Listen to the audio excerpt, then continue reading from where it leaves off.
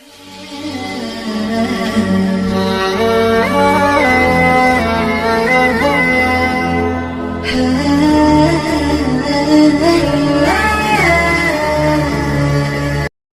ونصلی ونسلم علی رسولہ الکریم، اما بعد۔ نبی کریم صلی اللہ علیہ وسلم جب لشکر کو رخصت فرماتے یا کسی آدمی کو الوداع کہتے تو یہ دعا فرماتے: استودع اللہ دینک و امانتک و خواتیم عملک۔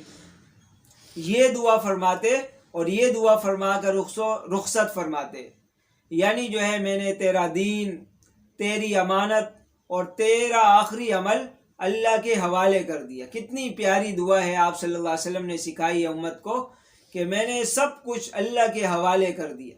اور اگر پورا ایک لشکر ہوتا، چند لوگ ہوتے، تو اس وقت یہ دعا فرماتے: استودع اللہ دینکم و امانتکم و خواتیم اعمالکم۔ اس کا ترجمہ بھی وہی ہے، بس جمع کا صیغہ ہے۔ اور ایک صحابی،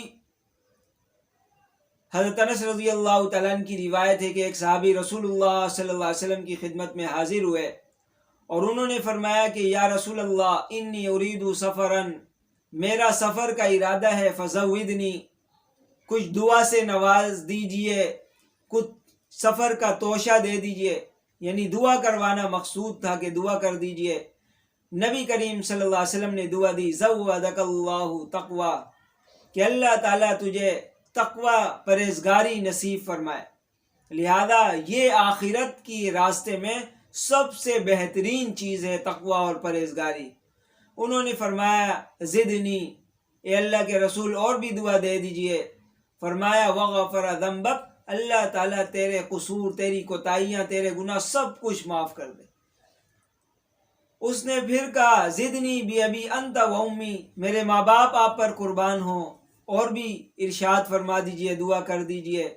نبی کریم صلی اللہ علیہ وسلم نے پھر دعا دی: یسر لک الخیر حیث ما کنت، اللہ تعالیٰ تیرے لیے دنیا اور آخرت کی بھلائیاں آسان کر دے، جہاں بھی تو جائے، ہر جگہ پر اللہ تعالیٰ تجھے بھلائیاں عطا فرمائے۔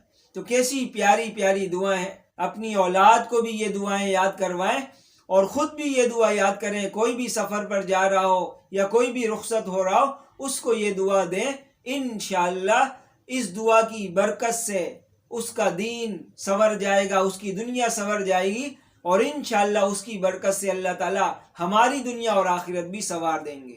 اللہ تعالیٰ ہم سب کو عمل کرنے کی توفیق عطا فرمائے۔